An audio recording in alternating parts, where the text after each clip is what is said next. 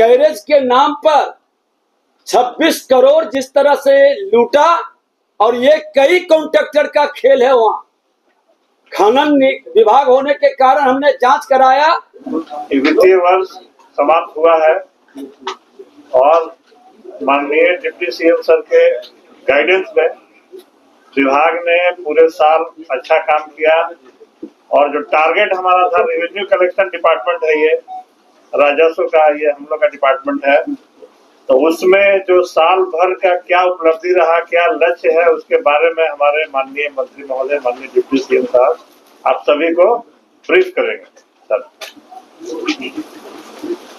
आज सभी press media के बंधुओं को मैं हृदय से स्वागत भी करते हैं और बधाई भी देते हैं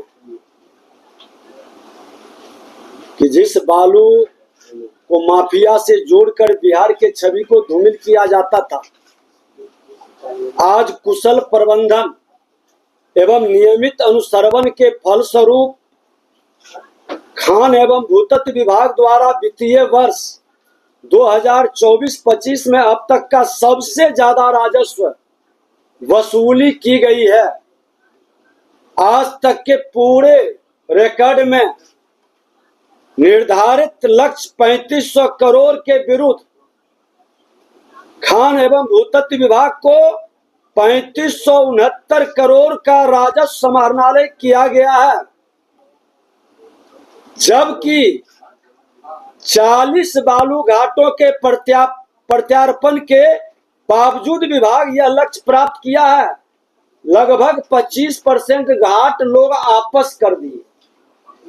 नई खनन नीति लूट की छूट बंद होने के कारण विभाग के अंदर अनियमितता रोकने के कारण कई लोग घाट सिलेंडर किए। 25% घाट सिलेंडर के बाद भी हम 114% लक्ष्य को प्राप्त किया। आज हमारे यहाँ पीला बालू 457 है, जिसमें 161 चालू है। उजला बालू 540 है, जिसमें मात्र 21 चालू हो सका है। क्यों बंदोबस्ती नहीं हुआ, हम अगले प्रेस में उस पर विस्तार से बताएंगे। क्या क्या फैक्टर है, कौन कौन लोग इसके लिए जिम्मेदार हैं और क्या सुधार की जरूरत है। लेकिन इतना मैं कहूंगा कि नई खनन नीति के कारण लोगों ने कई बालू घाट को सिलेंडर करना शुरू किया है, और पहले पर्यावरण की अनापत्ति समय पर नहीं मिल पा रहा है। हम लोग कोऑर्डिनेशन भी कर रहे हैं, बातचीत भी हुई है, कानून में कुछ जटिलताएं हैं जिसके कारण समय काफी लग जा रहा है। लोक सुनवाई के कारण जल संसाधन विभाग के पुल पुलिया के निकट खनन में जो अवरोध हुआ है, और जाम के कारण भी प्रभावित इस बार बालू खनन हुआ। नो एंट्री के कारण भी प्रभावित हुआ। अवैध खनन पर रोक लगने के कारण भी, और सबसे बड़ी आश्चर्य की बात है कि वही लोग घाट आपस किए हैं जो लूट की छूट की मानसिकता में घाट को महंगी बोली में ले लिए। और जब कानून हमने बनवाया, माननीय मुख्यमंत्री जी के नेतृत्व में खनन नीति बनी, तो लूटने की मानसिकता को ब्रेक लगा और उन लोगों ने सिलेंडर का कार्य प्रारंभ किया है, जिस पर अगली प्रेस में हम विस्तार से बताएंगे कि क्या हम शुरू कर रहे हैं एक्शन। और इस तरह से वित्तीय वर्ष 2024-25 में वित्तीय वर्ष 2021-22 की अपेक्षा दुगुना से अधिक राजस्व की वसूली हमने किया इस पंचवर्षीय में।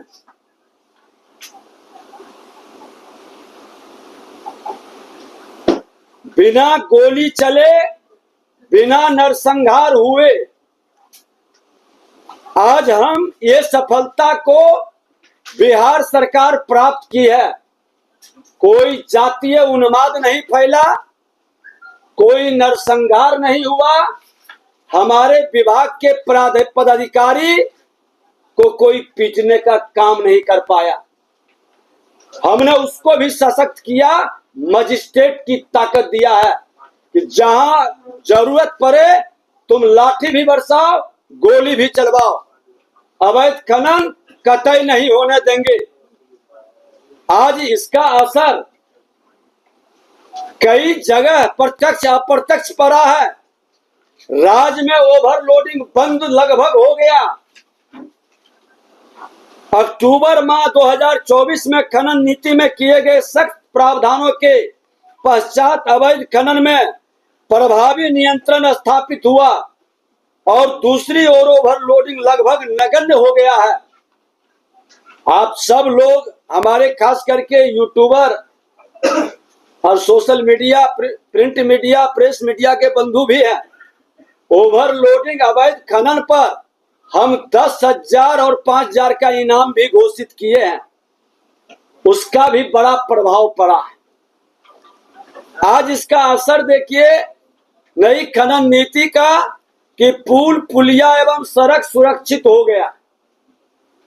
ओवरलोडिंग के कारण जो पुल पुलिया सड़क को क्षति पहुंचती थी, आज उसके रख रखाव आसान हो गए और पथ निर्माण विभाग के मंत्री होने के नाते हमने ही उस समय शुरू किया था अनुरक्षण नीति का, पुल पुलिया और सड़क का, जो अब वहां के भी वर्तमान मंत्री कैबिनेट में भेज रहे हैं। मैं बधाई देता हूं। ये अनुरक्षण नीति हमने बनाया, हेल्थ कार्ड पुल पुलिया सड़क का बनाया और एक नीति और वहां हमने शुरू किया। जिन लोगों ने कॉन्ट्रैक्टर एक्स्ट्रा कैरेज के नाम पर 26 करोड़ जिस तरह से लूटा, और ये कई कॉन्ट्रैक्टर का खेल है। वहां खनन विभाग होने के कारण हमने जांच कराया, जो गलत था।